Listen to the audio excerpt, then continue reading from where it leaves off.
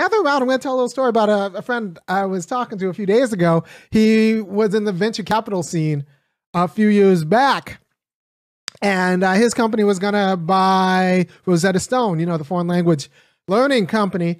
And, they were putting together the deal and, they were crunching the numbers. And his fund asked Rosetta Stone people, so what do you guys spend in customer service? And the Rosetta Stone people said, listen, we actually don't spend a lot of money in customer service.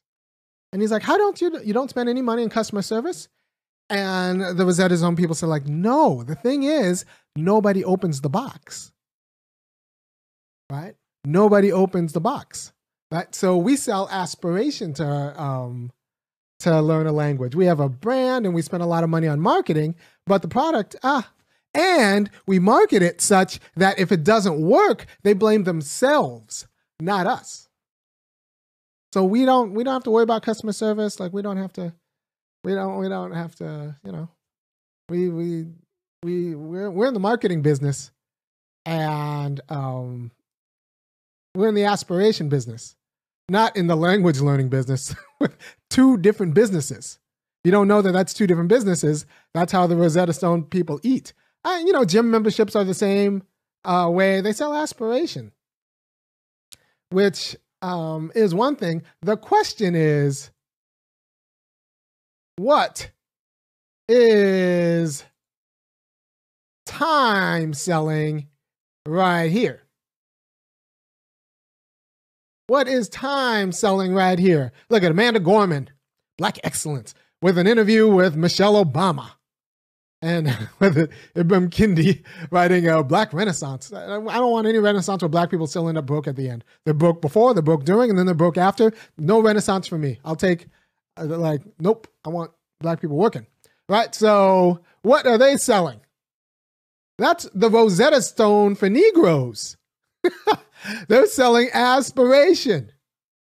And hopefully you stroke out, die of COVID, or have a heart attack before you realize, while you blame yourself for not,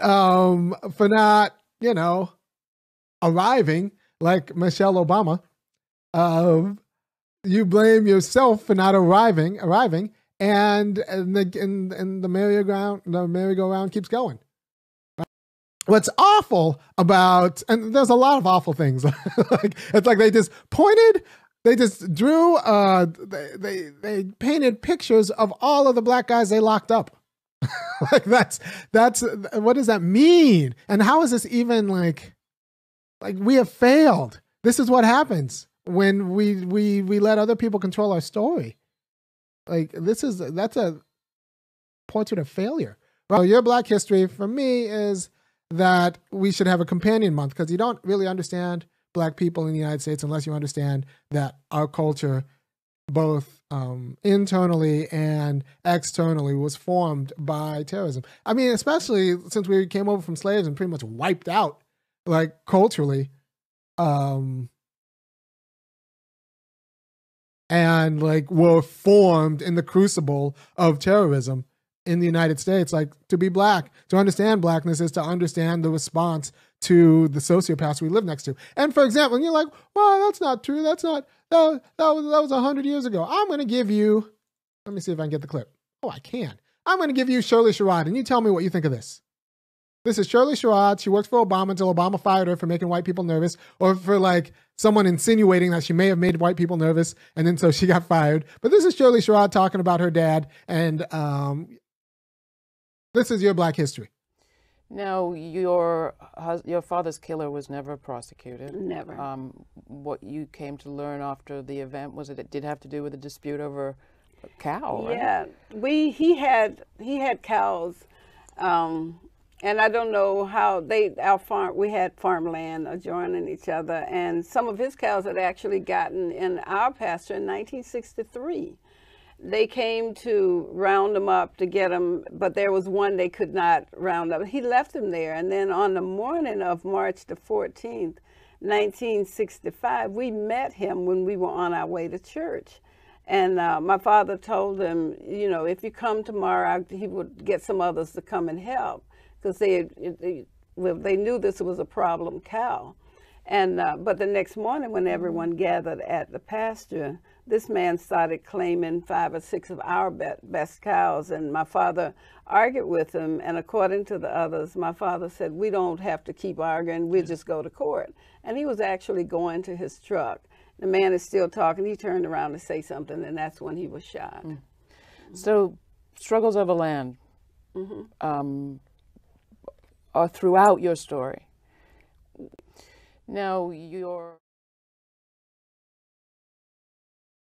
So we all know that that land is still in the white family's, like, they still own land. Like, nothing happened. Nothing happened.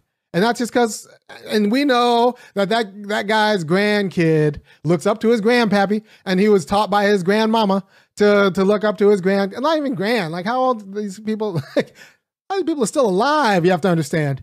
And the money still flows. And since the stock market is what it is, it's just kind of grown. Right? So this idea that this was so long ago is ridiculous. Or this idea that the white wealth that was built off of black degradation has somehow gone astray. No, it's grown and now it's used to control. I'm sure the same families who controlled black people 70 years ago control black people probably in that same town today.